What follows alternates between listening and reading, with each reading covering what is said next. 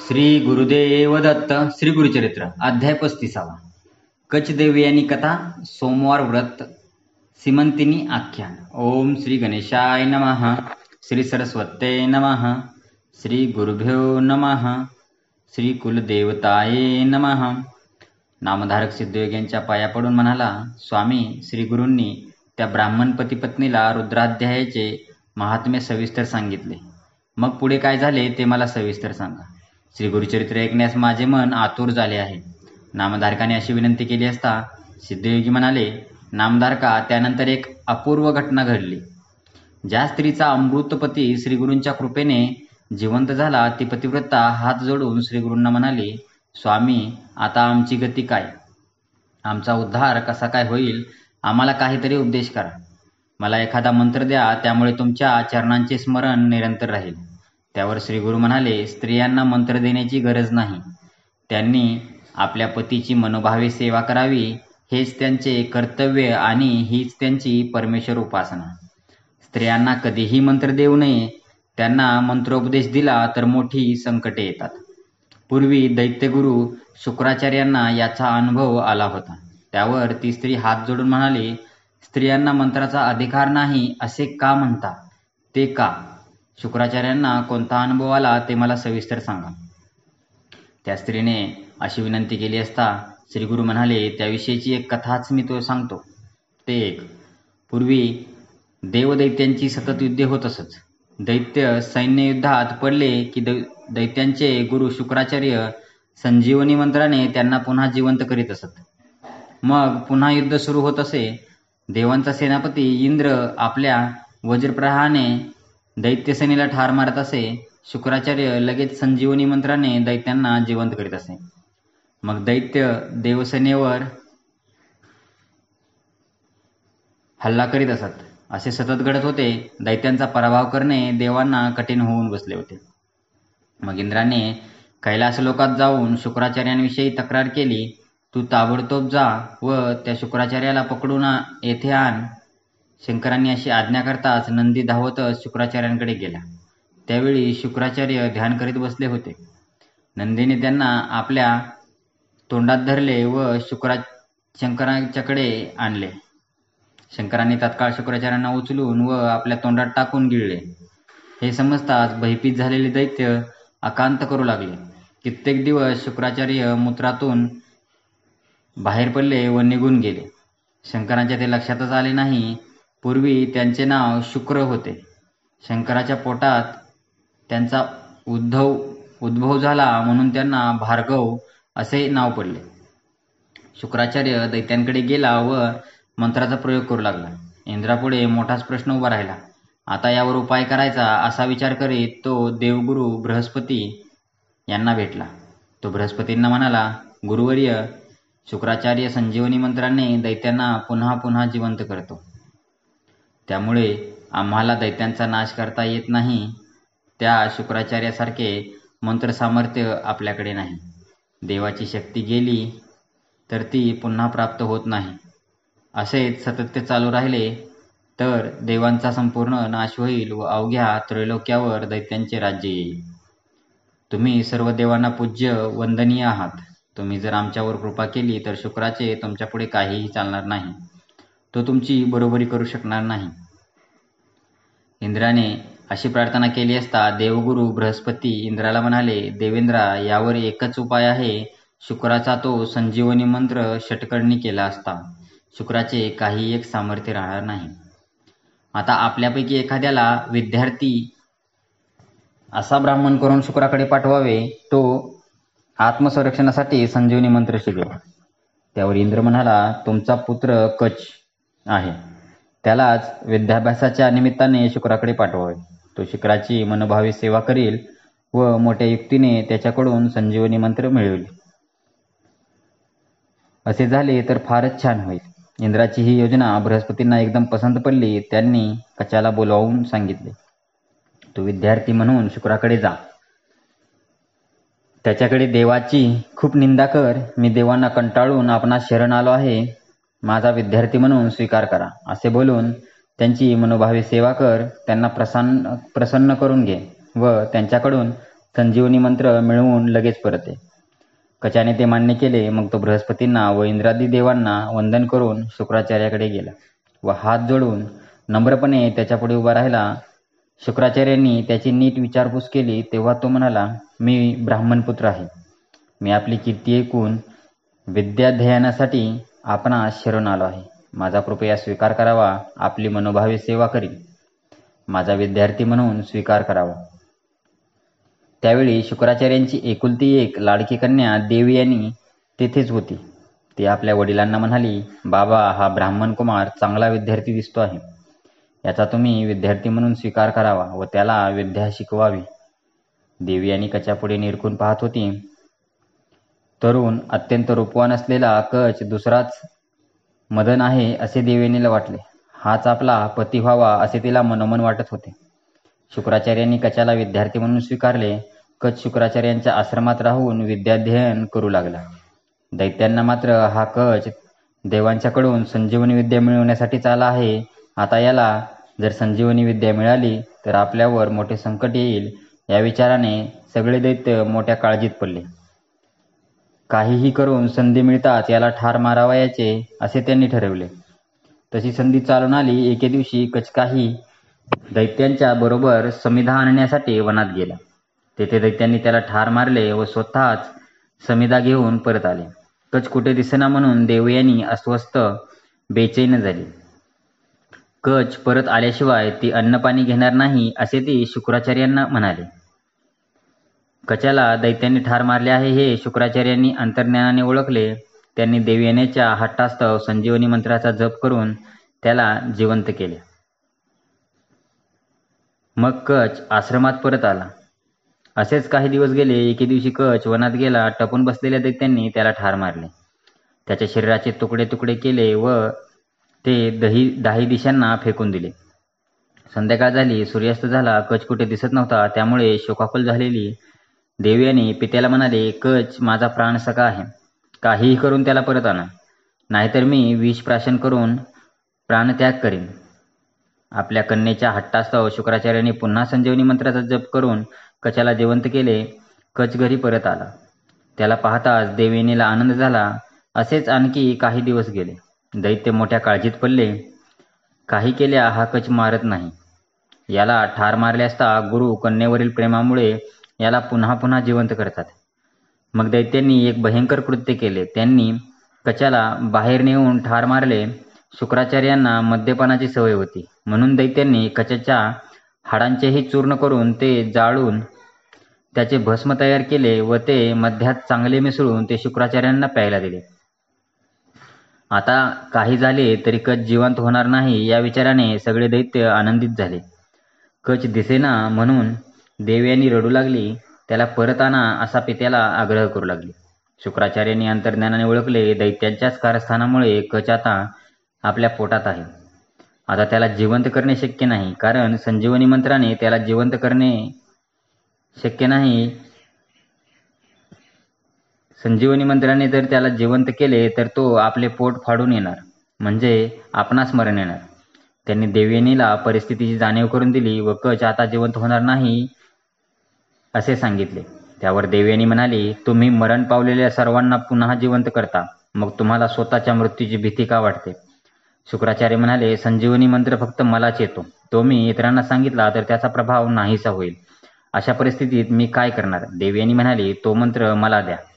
कचाला जिवंत करताना जर तुम्हाला मृत्यू आला तर मी त्या मंत्राने तुम्हाला जिवंत करेन. शुक्राचार्य म्हणाले, स्त्रियांना मंत्र देऊ नये अशी शास्त्राची आज्ञा आहे. पतिसेवा हा स्त्रियांसाठी मंत्र आहे. त्यांनी मंत्रजप करू नये. त्यांनी मंत्रजप केला तर मोठा अनर्थ घडतो. त्या मंत्राचे सामर्थ्य कमी होते. म्हणून मी तुला संजीवनी मंत्र देऊ शकत नाही. हे ऐकताच देवयानीला राग आला. ती म्हणाली, असे असेल तर तुमचा मंत्र तुमच्याशी घेऊन बसा. मी कचाशिवाय एक क्षणपरी जिवंत राहू शकणार नाही. आता मी प्राणत्याग करते. क्रोधाने बोलून ते एकेकी बेशुद्ध पडली. शुक्राचार्यांची देवयानीवर अतिमाया. ते द्रवले. त्यांनी तिला सावध केले, समजावले व तिला संजीवनी मंत्र सांगितला. शुक्राचार्य देवयानीला मंत्र सांगत असताना त्यांच्या पोटात असलेल्या कचाने तो लक्षपूर्वक ऐकला. पूर्ण लक्षात ठेवला, तो शुक्राचार्यांचे पोट फाडून बाहेर आला. देवयानीने मंत्र जपून शुक्राचार्यांना जिवंत केले. कचाने तो मंत्र 3 वेळा म्हणून लक्षात ठेवला. ज्या कार्यासाठी तो आला होता ते त्याचे कार्य झाले होते. मग तो शुक्राचार्यांच्या पाया पडून म्हणाला, गुरुदेव, तुमच्या कृपेने मला सर्व विद्या प्राप्त झाल्या, पण येथील दैत्य माझा द्वेष करतात व मला ठार मारतात. म्हणून मी येथे राहणे योग्य नाही. मी आता परत जातो. शुक्राचार्यांनाही मोठ्या आनंदाने त्याला निरोप दिला. कच जाऊ लागला तेव्हा देवयानी त्याचा हात पकडून म्हणाले, माझे तुझ्यावर प्रेम आहे. माझा पत्नी म्हणून स्वीकार कर. कच म्हणाला, देवयानी, तू गुरुकन्या आहेस म्हणजे तू माझी बहीण ठरतेस. शिवाय तू संजीवनी मंत्र पित्याकडून घेऊन मला पुनर्जन्म दिला आहेस म्हणजे एका अर्थाने तू माझी माता ठरतेस. म्हणून तू हा अयोग्य विचार मनात काढून टाक. मी तुझ्याशी विवाह करू शकणार नाही. माझा हात सोड, मला जाऊ दे. कचाचे हे शब्द ऐकताच देवयानी अतिशय संतापली. तू मोठा अपेक्षाभंग झाला होता. त्या रागाच्या भरात तिने कचाला शाप दिला. तुला मिळालेली संजीवनी विद्या ती तात्काळ विसरशील. तू माझी घोर निराशा केलीस, तुला मिळालेली विद्या व्यर्थ जाईल. त्यावर कच म्हणाला, तू मला व्यर्थ शाप दिलास. मीही तुला सांगतो, कोणीही ब्राह्मण तुला वरणार नाही. तुझा विवाह ब्राह्मणेतर पुरुषाशी होईल. तुझ्या पित्याने तुला संजीवनी मंत्र दिला खरा, पण तो षटकर्णी झाल्यामुळे यापुढे तो निष्फळ ठरेल. असा देवयानीला प्रतिशाप देऊन कच स्वर्गलोकाला गेला. इंद्रासह सर्व देवांना मोठा आनंद झाला. ही कथा सांगून श्री गुरु त्या स्त्रीला म्हणाले, पतिसेवा हाच स्त्रियांसाठी महामंत्र आहे. स्त्रियांना मंत्र देऊ नये. त्यांनी व्रतोपवास करावा. त्यांनी पतिसेवा करावी. त्यावर ती स्त्री म्हणाली, स्वामी, तुमचे वचन प्रमाण. तुम्ही सांगाल तसे आम्ही करू. जो गुरूंच्या आज्ञेनुसार वागत नाही तो नरकात जातो. आता आम्ही कोणते व्रत करू ते मला सांगा. अशी तिने विनंती केली असता भक्तवत्सल श्रीगुरूंनी तिला एक व्रत सांगितले. श्रीगुरू म्हणाले, तुला जे व्रत मी सांगणार आहे ते व्रत पूर्वी सुतांनी ऋषींना सांगितले. ते व्रत म्हणजे सोमवार व्रत. हे शिव उपासनेचे व्रत स्त्री, पुरुष, तरुण, तरुणी सर्वांनी करावे.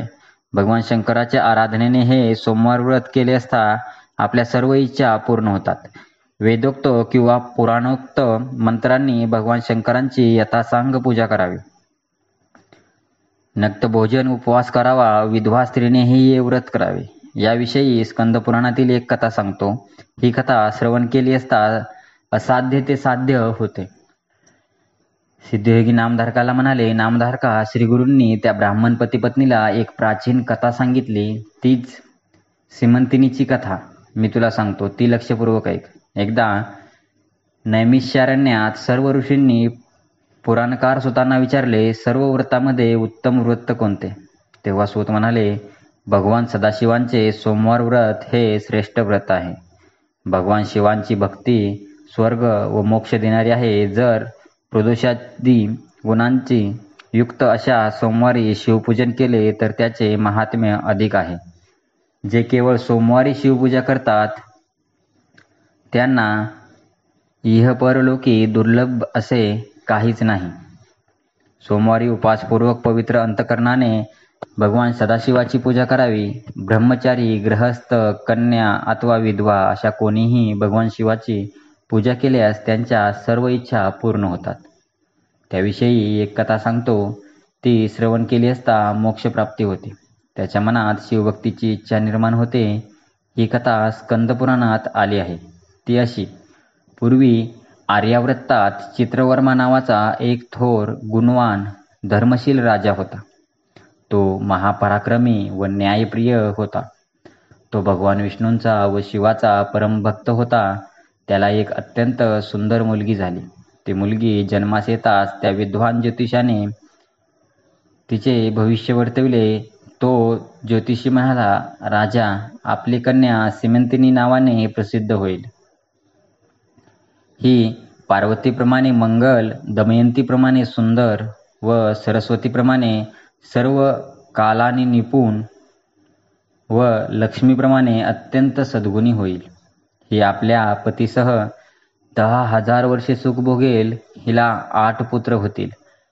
पण याच वेळी दुसऱ्या एका ज्योतिषाने भविष्य सांगितले, हिला 14व्या वर्षी वैधव्य येईल. हे अशुभ भविष्य ऐकून राजाला अत्यंत दुःख झाले. सीमंतिनी हळूहळू मोठी होऊ लागली. तिला आपल्या मैत्रिणीकडून आपल्या भावी वैधव्याची वार्ता समजली. तेव्हा दुःखी झालेल्या तिने याज्ञवल्क्याची पत्नी मैत्रेयी हिला विचारले, सौभाग्य टिकवण्यासाठी कोणते बरे व्रत करावे? तेव्हा मैत्रेयी म्हणाली, तू शिवपार्वतीला शरण जा. त्यामुळे कितीही संकट आले तरी त्यातून तू मुक्त होशील. महाभयंकर संकट आले तरी शिवपूजा सोडू नकोस. त्याच्या प्रभावाने तू संकटमुक्त होशील. तू सोमवार व्रत सुरू कर. त्या दिवशी उपासपूर्वक शिवपूजन करावे. गौरीहराची शांत चित्ताने पूजा करावी. अभिषेक करावा. असे केल्याने सौभाग्य अखंड राहते. सदाशिवाला नमस्कार केला तर 4ही पुरुषार्थ सिद्धीला जातात. त्याच्या नामाचा जप केला तर सर्व ऐश्वर्यांची प्राप्ती होते. तू हे व्रत कर, तुझे कल्याण होईल. सीमंतिनीने मैत्रेयीच्या आदेशानुसार सोमवारचे व्रत सुरू केले. काही दिवसांनी निषद देशाचा राजा इंद्रसेन याच्या चंद्रागत नावाच्या पुत्राशी सीमंतिनीचा मोठ्या थाटात विवाह झाला. विवाहानंतर काही दिवस चंद्रागत सीमंतिनीच्या माहेरीच राहिला. एके दिवशी जलक्रीडा करण्यासाठी तो यमुनेवर गेला. परंतु अकस्मात नाव उलटून चंद्रागत नदीत बुडाला. या दुर्घटनेमुळे सर्व लोक दुःखसागरात बुडाले. चित्रवर मात्र दुःखाने वेढत झाला. सीमंतिनीवर तर तो वज्रघातच झाला होता. पतिनिधनामुळे दुःखाकुल झालेल्या सीमंतिनीने अग्निप्रवेश करून पतीकडे जाण्याचे ठरविले. परंतु वडिलांनी तिची समजूत घालून अग्निप्रवेश करण्यापासून परावृत्त केले. सीमंतिनी आता वैधव्य जीवन जगू लागली. मैत्रिणीने सांगितलेले सोमवार व्रत तिने अत्यंत श्रद्धेने निष्ठेने वैधव्यातही चालू ठेवले. अशा प्रकारे केवळ 14व्या वर्षी दारुण दुःख प्राप्त झालेली सीमंतिनी भगवान सदाशिवाचे सतत स्मरण करू लागली. इकडे पुत्रशोकाने वेड्या झालेल्या इंद्रसेनाचे राज्य त्याच्या शत्रूने बळकावले व इंद्रसेनाला पत्नीसह कारागृहात कोंडले. चंद्रगत यमुनेच्या दोहात बुडाला. तो खाली खाली गेला. तेथे त्याला नागकन्या जलक्रीडा करीत असलेल्या दिसल्या. चंद्रगताला पाहून आश्चर्यचकित झालेल्या नागकन्यांनी त्याला पाताळलोकात तक्षक नागाकडे नेले. तक्षकाने त्याची मोठ्या प्रेमाने विचारपूस केली. तेव्हा चित्रांगद म्हणाला, पृथ्वीवर निषद नावाचा प्रसिद्ध देश आहे. त्या देशात पुण्यश्लोक नलराजा होऊन गेला. त्याचा पुत्र इंद्रसेन. त्या इंद्रसेनाचा मी पुत्र आहे. माझे नाव चंद्रागत. मी माझ्या विवाहानंतर पत्नीच्या माहेरी काही दिवस राहिलो होतो. एके दिवशी यमुनेत मी जलक्रीडा करीत असता पाण्यात बुडालो. नागस्त्रियांनी मला येथे आणले आहे. आपण अत्यंत प्रेमाने माझी विचारपूस केल्यामुळे मी धन्य झालो आहे. तक्षक म्हणाला, राजपुत्रा, तू घाबरू नकोस. धैर्य कर. मला सांग, तू कोणत्या देवाची आराधना करतोस? चंद्रागत म्हणाला, विश्वात्मा उमापती भगवान शिवाची मी सदैव पूजा करतो. चंद्रगताचे हे शब्द ऐकताच तक्षक आनंदित झाला. तो म्हणाला, राजपुत्रा, तुझे कल्याण असो. मी तुझ्यावर प्रसन्न आहे. तू इतक्या लहानपणी शिवतत्व जाणतोस याबद्दल मला फार आनंद आहे. आता तू येथेच राहा. येथे मृत्यूची भीती नाही, रोग नाही, कसलीही पीडा नाही. येथे तू सुखाने राहा व सर्व सुखांचा उपभोग घे. चंद्रागत हात जोडून म्हणाला, नागराज, माझा विवाह झालेला आहे. माझ्या आईवडिलांना मी एकटाच आहे. माझ्या मृत्यूमुळे ते शोकाकुल झाले असतील. त्यामुळे मी येथे सुखोपभोगात राहणे योग्य नाही. मनुष्यलोकात पोहोचवा. नागराज म्हणाला, राजपुत्रा, तू जेव्हा माझे स्मरण करशील तेव्हा मी तुझ्यापुढे प्रकट होईल. असे सांगून त्याने चंद्रगताला एक दिव्य घोडा दिला. त्याशिवाय अनेक रत्न अलंकार व दिव्य वस्त्रे भेट देऊन म्हणून दिली. चंद्रागत त्या घोड्यावर स्वार होऊन यमुनेच्या बाहेर आला. त्याच्याबरोबर 2 नागकुमारही होते. चंद्रागत यमुनेच्या काठावर आला त्यावेळी सीमंतिनी आपल्या मैत्रिणींसह तेथे आली होती. चंद्रगताला पाहून ती गोंधळलीच. ती विचार करू लागली, हा कोण बरे असावा? इच्छारूपी राक्षस तर नसेल. तिला तो आपल्या पतीसारखा वाटला. पण पती तर पाण्यात बुडून पुष्कळ दिवस झाले. तो कसा बरे येईल. पण राहून त्याला पाहताना तिला संकोच न वाटता एक प्रकारची खात्री वाटू लागली. यावेळी सिमंतिनीला पाहून चंद्रागद विचारू लागला, मी पूर्वी कधीतरी पाहिले असावे. मग घोड्यावरून उतरून तो तिच्याजवळ जाऊन विचारपूस करू लागला. तेव्हा सिमंतिनीची सखी म्हणाली, हिचे नाव सिमंतिनी, ही निषधाधिपती इंद्रसेनाची सून, चंद्रगदाची पत्नी व महाराज चित्रवर्म्यांची मुलगी आहे. दुर्दैवाने हिचा पती या नदीत बुडाला. वैधव्य दुःखाने ही फार खचली आहे. याला 3 वर्षे झाली. आज सोमवार आहे म्हणूनही येथे स्नान करण्यासाठी आले आहे. हिचे सासरे आपल्या पत्नीसह शत्रूंच्या तुरुंगात पडले आहेत. असे असताना सुद्धा ही राजकन्या प्रत्येक सोमवारी भक्तिभावाने शिवपार्वतीची पूजा करते. मग सिमंतिनीने चंद्रगदाला विचारले, आपण माझी माहिती विचारलीत, पण आपण कोण ते कळले नाही. आपण कोणी गंधर्व किंवा देव आहात की कोणी मायावी सिद्ध साधू किन्नर आहात? आपण मला आप्तजनासारखे वाटता. आपण कोण आहात असे तिने विचारले व पतीच्या आठवणीने ती शोकाकुल झाली. चंद्रगदालाही अतिशय दुःख झाले. आपल्या दुःखावर आवर घालून तो म्हणाला, मी तुझ्या पतीला पाहिले आहे. माझे नाव सिद्ध असे आहे. तुझ्या व्रताच्या प्रभावाने तुझा पती नक्की परत येईल. तो माझा मित्र आहे. 3 दिवसांनी तो तुला भेटेल. तू चिंता व दुःख करू नकोस. चंद्रगदाच्या या बोलण्याने सिमंतिनी अधिकच शोक करू लागली. तिला मनोमन वाटत होते, हाच आपला पती असावा. पण तिने पुन्हा विचार केला, छे, हे शक्य नाही. पाण्यात बुडलेला आपला पती परत कसा येणार? खोटी आशा बाळगण्यात काहीच अर्थ नाही. पण मैत्रेयीने सांगितल्याप्रमाणे मी सोमवार व्रत करीतच आहे. भगवान शंकर प्रसन्न झाले तर काहीही अद्भुत होऊ शकते, असा ती विचार करीत होती. त्याच वेळी चंद्रागद घोड्यावर बसून आपल्या राज्यात गेला. नदीत बुडालेला चंद्रागद घोड्यावर बसून परत आला आहे व त्याला तक्षकाचे सामर्थ्य लाभले आहे हे समजताच भयभीत झालेल्या शत्रूने चंद्रगदाला त्याचे राज्य सन्मानपूर्वक परत दिले. त्याच्या मातापित्यांची सुटका केली. आपला पुत्र परत आला आहे हे समजताच इंद्रसेनाच्या डोळ्यावाटे आनंदाश्रू वाहू लागले. सर्व नागरिक, मंत्री, पुरोहित चंद्रगदाला सामोरे गेले. इंद्रसेनाने चंद्रगदाला पोटाशी धरले. चंद्रगदाने मातापित्यांना व इतर सर्वांना वंदन केले. मग त्याने राजसभेत बसून आपली पहिल्यापासूनची सर्व हकीकत सविस्तर सांगितली. ते ऐकून इंद्रसेनाला अतिशय आनंद झाला. आपल्या सुनेने सौभाग्य प्राप्तीसाठी सोमवार व्रत करून भगवान शंकराची आराधना केली, त्याचेच हे फळ आहे. याबद्दल इंद्रसेनाची खात्री पटली. त्याने लगेच ही शुभवार्ता आपल्या दूताकरवी चित्रवर्म्याला कळवली. ही अमृत वार्ता ऐकून राजा चित्रवर्मा आनंदाने अगदी वेडा झाला. त्याने सिमंतिनीला वैधव्य चिन्ह टाकावयास लावली. मग त्याने आपल्या राज्यात मोठा आनंदोत्सव केला. प्रत्येकजण सिमंतिनीच्या सदाचाराची प्रशंसा करू लागला. मग चित्रवर्म्याने इंद्रसेनाकडे आपला दूत पाठवून त्याला पुत्रासह वऱ्हाड घेऊन आपल्या नगरास येण्याची विनंती केली. इंद्रसेन आपल्या वऱ्हाडासह चित्रवर्म्याकडे आला. मग सिमंतिनी व चंद्रागद यांचा पुन्हा विवाह झाला. चंद्रगदाने तक्षकाकडून आणलेले मानव दुर्लभ अलंकार सिमंतिनीला दिले. कल्पवृक्षांच्या पुष्पमालांनी सिमंतिनी अधिकच सुंदर दिसू लागली. त्यावेळी तिच्या आनंदाला काहीच सीमा राहिली नाही. मग शुभमुहूर्तावर इंद्रसेन, चंद्रागद व सिमंतिनी आपल्या नगरात परत आले. त्याने चंद्रगदाला राजसिंहासनावर बसविले व राज्याभिषेक केला. त्याने सिमंतिनीसह 10,000 वर्षे सर्व सुखांचा उपभोग घेत राज्य केले. त्याला 8 पुत्र 1 कन्या झाली. सिमंतिनी भगवान महेश्वराची आराधना करीत आपल्या पतीसह सुखाने राहू लागली. तिने सोमवारच्या प्रभावाने आपले गेलेले सौभाग्य परत मिळवले. श्रीगुरु ही कथा सांगून त्या पतीपत्नीला म्हणाले, सोमवार व्रताचा प्रभाव हा असा अद्भुत आहे. तुम्ही हेच व्रत करा.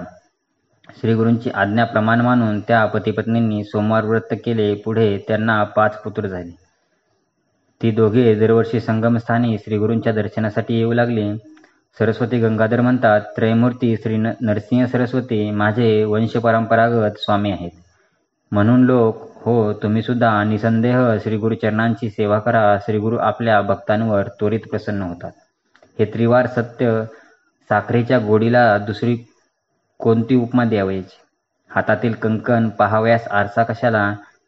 लोक हो, तुम्ही श्रीगुरूंची सेवा करा, तुमच्या सर्व कामना त्वरित पूर्ण होतील. श्री गुरुचरित्र प्रत्यक्ष कामधेनू आहे. त्याचे श्रवण पठण केले असता सर्व काही साध्य होते.